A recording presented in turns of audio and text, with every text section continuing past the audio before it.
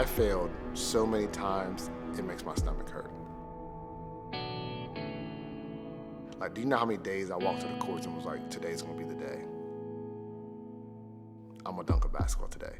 And after hour 3 of just clamming the ball to the rim and then going home and trying to go to sleep and think, is it worth it? Am I ever gonna dunk a basketball? Like, maybe this is it. But that wasn't enough.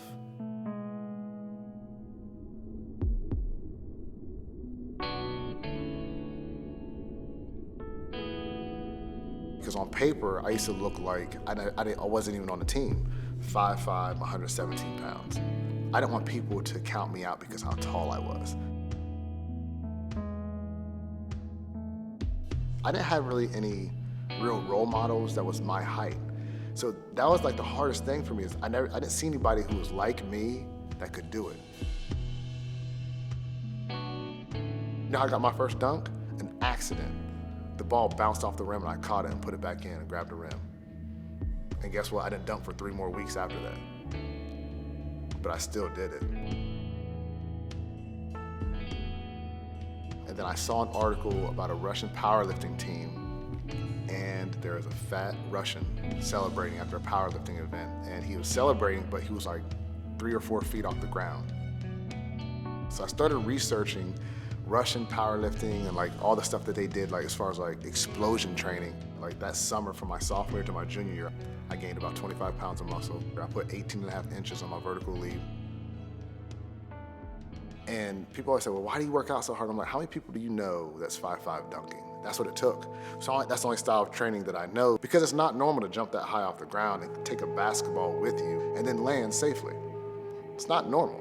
It's not something that everybody in the world is doing.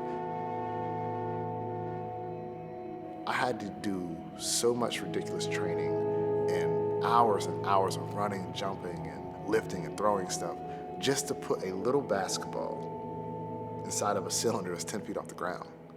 And it's still worth 2 points. I'm willing to put myself through all this pain and anguish for that one moment to say, I can do it.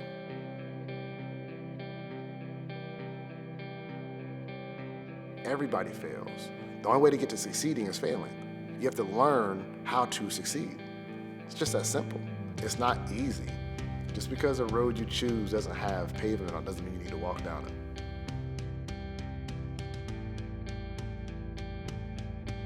And that's what I love about my journey right now is that my story's getting out in the sense of kids are gonna realize that, hey, he was 5'5", and he was first team All-Ohio and went on to do great things in basketball being that small. So I can do it too. Anything's possible, like anything. I'm just a small town kid from Ohio. My grandfather, my mother, they used to always tell me, work hard, work hard, work hard. And, you're like, yeah, okay, but nothing's happening. And then boom, it's possible.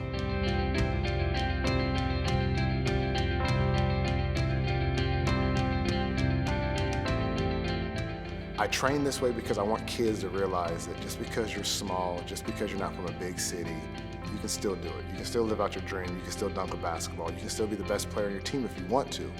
I always tell people, like, just because you see somebody who's small, don't count them out.